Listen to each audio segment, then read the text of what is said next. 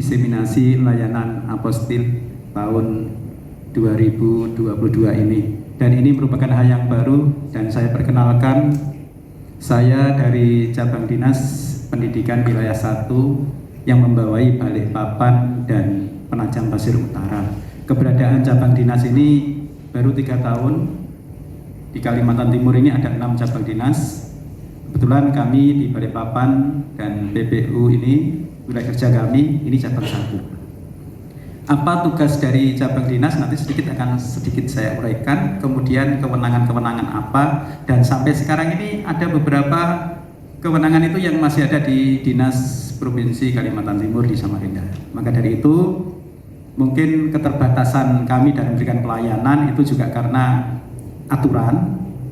Kemudian juga seperti nanti kalau ditanyakan masalah apostil ini karena juga baru di launching Bu ya Pak, karena 5 Agustus 22 kemarin baru di secara umum baru dipublikasikan, maka sebenarnya kegiatan ini sudah kita lakukan, hanya aplikasi yang baru ini yang masih akan kita laksanakan bersama. Lanjut. Oh iya, tadi di perkenalan yang ditayangkan tadi ada beberapa, kami juga pernah jadi guru kurang lebih hampir 30 tahun. Ya, baik di SMP, di SMA, kemudian kami juga pernah kerja di perusahaan, jadi tahu apa keluh kesahnya. Kemudian sekarang di cabang dinas ini, jenis-jenis pelayanan cabang dinas pendidikan wilayah 1 Provinsi Kalimantan Timur ini banyak sekali permasalahan-permasalahan apa yang harus diberikan pelayanan kepada masyarakat wilayah Balikpapan, PPU dan sekitarnya. Nah, misalnya surat pengantar. Ini sekarang mintanya juga ke cabang dinas. Baik itu pengantar untuk KGB, pengangkatan PNS, pengajuan pensiun, pengajuan tambahan penghasilan, laporan-laporan keuangan dan lain-lain. Kemudian ini juga surat rekomendasi, misalnya guru pindah tempat antar provinsi, antar kota, antar sekolah dan sebagainya. Ini masih minta juga. Kemudian siswa yang pindah, kemudian promosi, kemudian kunjungan dinas, sekolah-sekolah dan sebagainya. Pelatihan-pelatihan ini masih surat rekomendasinya dari cabang dinas. Apalagi sekarang tren Samarinda ini kegiatannya di Balikpapan. Otomatis surat yang tugas orang-orang Balikpapan sendiri juga harus ada surat dinas, kemudian ada SPPD-nya atau visumnya. Ini juga cabang dinas yang membuat. Kalau tidak ada nanti pelaporannya kesulitan Bu ya Pak ini. Kemudian surat keterangan ini ada yang ijazah hilang, ijazah rusak, sekolah tutup, salah nama dalam penulisan ijazah dan lain-lain. Ini banyak sekali yang ditangani. Apalagi sekarang sudah banyak sekolah-sekolah yang tutup. Misalnya untuk di Balikpapan, mungkin ada di sini Bapak Ibu yang kenal dengan SEMEA atau SMA Gajah Mada. Pernah jaya tapi sekarang sudah tinggal nama. Nah ini ada yang sudah ijazahnya hilang, ada yang belum diambil, tidak ada dokumen-dokumen yang lain, misalnya rapotnya katanya kebanjiran dan sebagainya. Nah ini kami juga kesulitan. Ya, nanti akan saya jelaskan bagaimana itu memberikan rekomendasi. Tentu itu kalau sekolahnya masih ada, itu kepala sekolah nanti yang tanda tangan dengan pelaporan mulai dari RT, kemudian kepolisian, berita kehilangan atau kerusakan, baru dibawa ke cabang dinas. Nanti cabang dinas akan menandatangani surat keterangan itu. Nah ini permasalahan ini banyak sekali. Kemudian permasalahan berikutnya legalisir ijazah, SK, piagam, sertifikat dan lain-lain. Nah untuk legalisir ini ada yang legalisir itu, kalau legalisir itu digunakan yang pertama untuk kuliah baik di dalam maupun di luar negeri. Kemudian ada juga sekarang ramenya daftar polisi, daftar tentara. Ini legalisirnya harus dari provinsi melalui cabang yang melegalisir. Jadi kami kalau melegalisir itu 10 bendel itu rapot itu mulai dari semester 1 sampai semester 6, belum ijazahnya semuanya rangkap 10, kadang-kadang satu anak itu segini. Ini tidak bisa ditandatangani kepala sekolah, harus melalui cabang. Ini kewenangan cabang. Kemudian piagam-piagam sertifikat. Sekarang sertifikat itu untuk ke dalam dan ke luar negeri. Seperti sekarang punya sertifikat keahlian SMK misalnya, kerjasama dengan DUDI, dunia usaha dan dunia industri. Nah ini juga harus dilegalisir. Ya. Nah, bagaimana kalau yang mau kuliah ke luar negeri itu juga satu ijazahnya dilegalisir, yang kedua juga harus cabang memberikan rekomendasi. Namun kami tidak kesulitan, sekarang ada Google Translate. Nanti akan saya tunjukkan beberapa contoh, misalnya ke Mesir, ke Yaman, kemarin itu ke Amerika, ada juga yang ke Brunei, banyak sekali. Baik negara-negara di Asia Tenggara, di Asia, ke Tiongkok dan sebagainya, maupun ke Timur Tengah dan Eropa, Amerika, itu ada saja yang ke sana. Bahkan yang di Australia juga ada. Ini harus diberikan rekomendasi untuk kuliah ke sana. Nah, caranya bagaimana? Kalau melegalisir maupun memberi rekomendasi, kami sangat hati-hati. Karena satu, kalau legalisir ijazah, tadi sudah dikatakan sama Pak Dukcapil, ya, dokumen ini harus sesuai. Kalau legalisir itu kan melegalisasi atau melegalisir sesuai dengan aslinya. Kami tidak, dalam arti sangat hati-hati dan tidak sembrono dalam melegalisir ijazah. Sebab kenyataan sekarang banyak ijazah itu aspal, asli tapi palsu. Ini kenyataan, ini beredar. Bagaimana ijazah itu asli tapi kok palsu? Misalnya ijazah SMA itu di bawah pasti ada serinya. Mas, mari ke ijazah. Ya, ini contohnya. Ini ijazah anak saya, tapi ini asli. Ya. Nah ini, DN 16 garis miring M SMAN ini harus Kalimantan Timur itu DN-nya 16. Kalau ada Kalimantan Timur kok serinya DN-nya ini misalnya 27 atau 34. Karena provinsi kita ada 34 kan? Ini pasti salah. Nah, nomor seri ini IPA dan IPS nanti juga berbeda. Maka dari itu kita harus teliti, baik yang mau dibawa kuliah ke luar negeri maupun yang digunakan di dalam negeri. Ini harus betul-betul kita cek. Ini asli enggak? Kertasnya asli enggak? Sebab sekarang scan sangat canggih sekali. Bahkan kertas pun juga begitu. Dan ini kejadian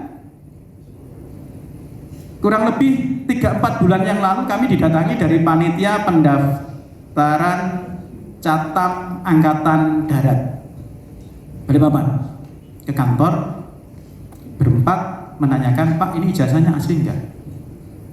Setelah saya lihat, asli, tetapi nomor serinya berbeda.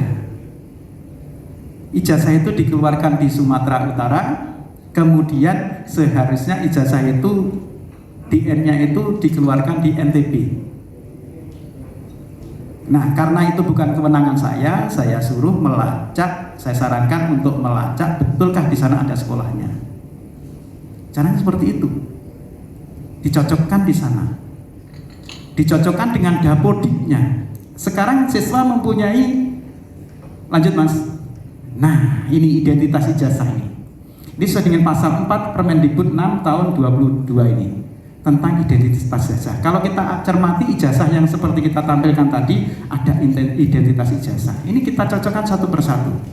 Kemudian yang ada nama pemilih, ada program studi, kemudian akreditasi dari sekolah maupun perguruan tinggi, kemudian nama pemilihnya double itu, tempat tanggal lahir. Nah, ini nomor pokok mahasiswa atau siswa. Ya. NISN-nya kalau untuk SMA. Kami tidak banyak membicarakan masalah perguruan tinggi karena kewenangan di lingkungan pendidikan. Untuk Dinas Pendidikan Kota itu membawai SD, SMP, kemudian kalau MTS Aliyah itu Kemenang. Kemudian Dikdas ya, kami di Dikmenumnya untuk SMA, SMK, SLB itu kewenangan provinsi, yaitu melalui cabang dinas. Ini. Kemudian itu sampai nomor pokok mahasiswa atau nomor pokok atau NIS, nomor induk siswa. Sekarang ada nomor induk nasional siswa. Nah, ini melalui Dapodik ini bisa dilacak apakah anak ini terdaftar atau tidak terdaftar. Nah, ijazah bagaimana? Kami mohon maaf, waktu zaman kita, saya lulus SMA itu tahun 85.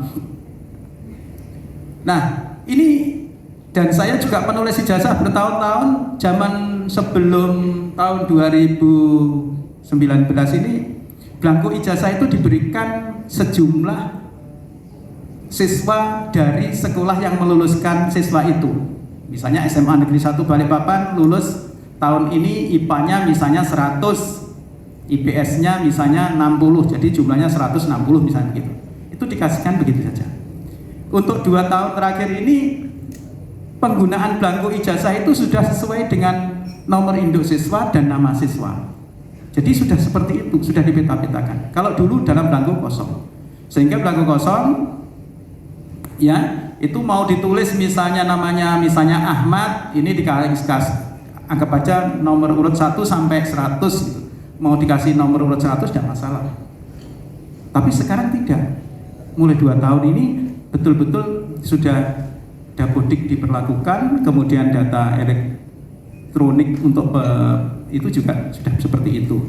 Jadi sudah rapi. Jadi nanti mudah diklik dengan nomor induk ini, siswa ijazah nomor sekian dari SMA ini sudah jelas. Ya, ini dan sedikit saya pesankan kepada Bapak Ibu untuk ini sudah bulan mendekati Desember, 31 Desember ini penguploadan peserta ujian atau peserta didik yang terakhir, peserta istilahnya yang nantinya akan mendapatkan ijazah. Jangan sampai kalau punya keluarga, anak dan sebagainya ini dipindah. Karena kalau dipindah pada akhir Desember ini tidak masuk di Dapodik, itu nanti pasti tidak dapat ijazah. Ini perlu saya sampaikan. Ini. Nah, bagaimana dengan sekolah, maaf, ada pelaporan yang abal-abal, ini juga dilacak. Misalnya semester 1, 2 ada, semester 3, 4 anak ini nggak ada, dilaporkan lagi langsung semester akhir. Ini akan ketahuan dan tidak akan mendapatkan ijazah pada akhir tahun. Nah, ini identitas-identitas yang ada pada ijazah. Ini harus kita cermati. Ya. Ini dokumen penting berupa ijazah, berupa surat-surat penting yang kita legalisir, kita harus menggunakan ketelitian. Karena kalau sampai nanti dilaporkan menjadi bupati, menjadi wali kota atau gubernur atau anggota dewan, legalisirnya misalnya dalam negeri saja ini sudah palsu ijazahnya, yang melegalisir juga kena berhadapan dengan Kementerian HUM dan Hak Asasi Manusia. Ini kami sangat hati-hati. Jadi memang sesuai dengan aslinya. Kemudian bagaimana yang ke luar negeri tadi, Mas?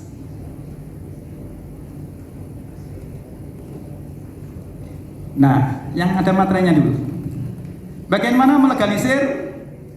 Nah, ini kami melegalisir. Ini harus orang yang mau melegalisir itu bisa diwakilkan, bisa datang sendiri dengan membawa yang asli, ijazah maupun minta surat, kemudian mengisi surat pernyataan tanggung jawab mutlak. Istilah sekarang namanya fakta integritas. Surat pernyataan yang ditandatangani bermaterai, ini mengikuti prosedur, ya, misalnya seperti ini, ya, namanya siapa, kemudian nanti itu, kemudian ada fotokopi 5, ya. Ya, silakan ditirukan supaya kita tidak kebas tangan kita. Ya, 4. Ayo, ikuti.